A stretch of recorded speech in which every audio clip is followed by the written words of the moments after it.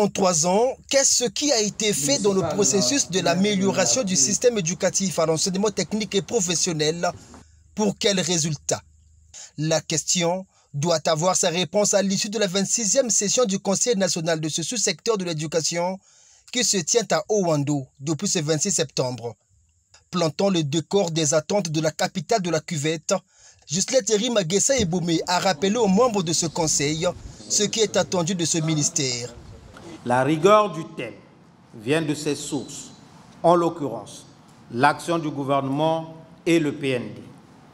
Ces deux instruments nous obligent, la sérénité de la réflexion et la vigueur de l'action.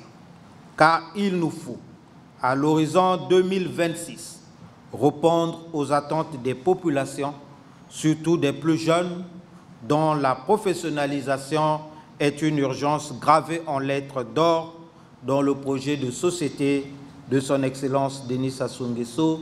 J'ai cité ensemble, poursuivons la marche. Avant de préciser quelques questions à résoudre dans ce conclave. Avons-nous fait l'effort, depuis 2021, d'améliorer l'implantation territoriale des établissements de l'enseignement technique et professionnel? Sommes-nous passés des 13% d'implantation des établissements pour tendre progressivement vers 30% ou 35% à l'échelle nationale? Ensuite, avons-nous suffisamment amélioré la législation et la réglementation de notre sous-secteur? Les textes pris ou en cours d'adoption répondent-ils aux exigences de la réforme engagée? Enfin, nos approches pédagogiques actuelles forment-elles aisément nos apprenants à devenir des professionnels de demain? Les chantiers de l'enseignement technique et professionnel à l'aune du PND 2023-2026, bilan et perspectives. Le thème de cette session ouvrira la brèche à des projections. Les perspectives, justement, qui devraient par exemple épouser la vision de l'école du développement pour sortir l'enseignement technique et professionnel de la caducité.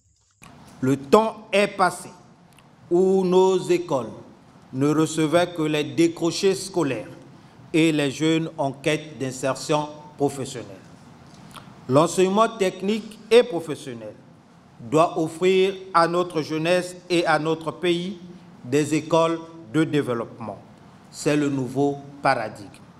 À Owando, les travaux se veulent ouverts à un débat inclusif. La grande particularité de cette session, c'est parce que nous allons enfin avoir le débat de la population locale et ça va aller même beaucoup plus loin, y compris même les notables qui ont aussi un point de vue à donner, n'est-ce pas, sur notre système éducatif actuel.